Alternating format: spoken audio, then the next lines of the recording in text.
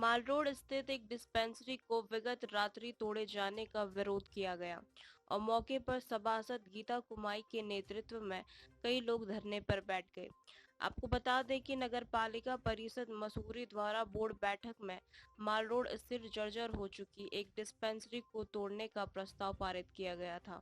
हालांकि बैठक के दौरान कई सभासदों ने इसका विरोध भी किया, लेकिन इसके बावजूद भी डिस्पेंसरी को रातों रात तोड़ दिया गया, जिसका नगर पालिका परिषद सभासद गीता कुमाई और शहर के विभिन्न लोगों द्वारा विरोध किया गया।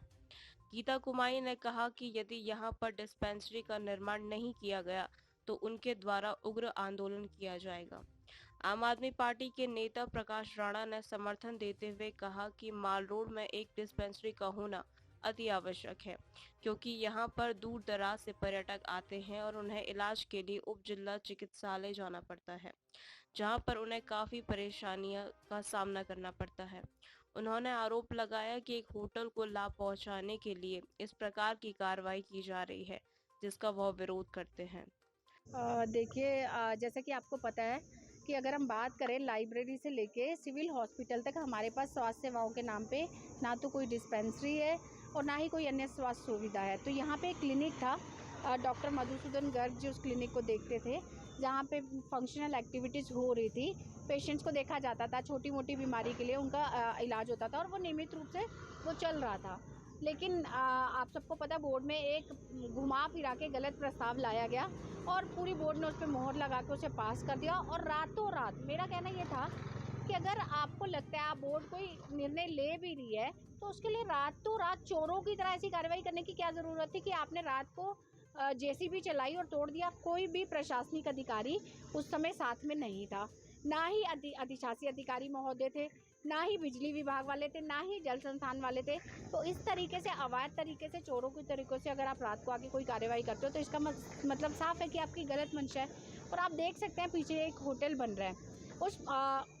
मेरी जानकारी के अनुसार ये एक भ्रष्टाचार को अंजाम दिया गया, बहुत बड़े भ्रष्टाचार को, जिसमें कि उनकी एंट्रेंस को खोलने के लिए इसे बोटल नेक का नाम देके तोड़ा गया, जबकि ये बोटल नेक सिर्फ उस होटल के लिए ही था। कायदे से अगर बोटल नेक की हम बात करें तो बोटल नेक या तो लाइब्रेरी पे है या पिक्चर पैलेस पे है, ये तो बोटल नेक है ही नहीं। तो मेरा मानना यह है कि हमें स्वास्थ्य सेवाएं बढ़ानी चाहिए प्रत्येक वार्ड में, ना कि उन्हें नष्ट करना चाहिए, ना कि उन्हें ख़त्म करना चाहिए। अगर डॉक्टर मधुसूदन गर्ग जी इसको चलाने में सक्षम नहीं थे तो मैंने बोर्ड बैठक में भी कहा था, मैं अपने निजी संसाधनों से डॉक्टर लेके आऊँगी, एक बनी बनाई बिल्डिंग को नष्ट ना किया जाए और यहाँ पे स्वास्थ्य सेवाएँ सुचारू रूप से चलाई जाएंगी निःशुल्क रूप से। लेकिन अध्यक्ष जी ने अपनी मनमानी की और इसे खड़े होकर अपने चेले चपाटों के साथ इसे तुड़वा दिया, जो कि दुर्भाग्यपूर्ण है। एसडीएम सर ने कहा कि बोर्ड ने अगर कोई चीज़ पास कर दिया है तो हम उसमें हस्तक्षेप नहीं कर सकते हैं, पर हाँ उन्होंने कहा कि जो कार्रवाई रात को की गई है उसके लिए उनसे सवाल पूछे जाएंगे। और जो स्टेटमेंट इन लोगों ने बोर्ड ने दिया है कि ये नॉन फंक्शनल था, पर यहाँ पे जितने भी लोग खड़े होकर स्टेटमेंट दे रहे हैं वो खुद बता रहे हैं कि हाँ कभी हमें इंजेक्शन लगाना है, कभी हमारी कोई मेडिकल इमरजेंसी होती है। तो ये खुलता था 24 घंटे।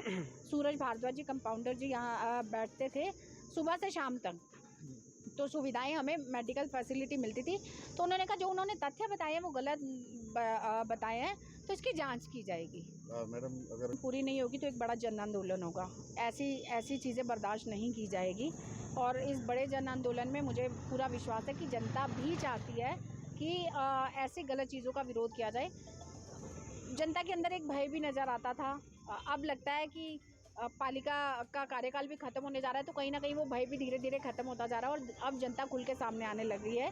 सोशल मीडिया पे भी आप देख सकते हैं कि कितने लोगों ने इसकी कड़ी निंदा की है।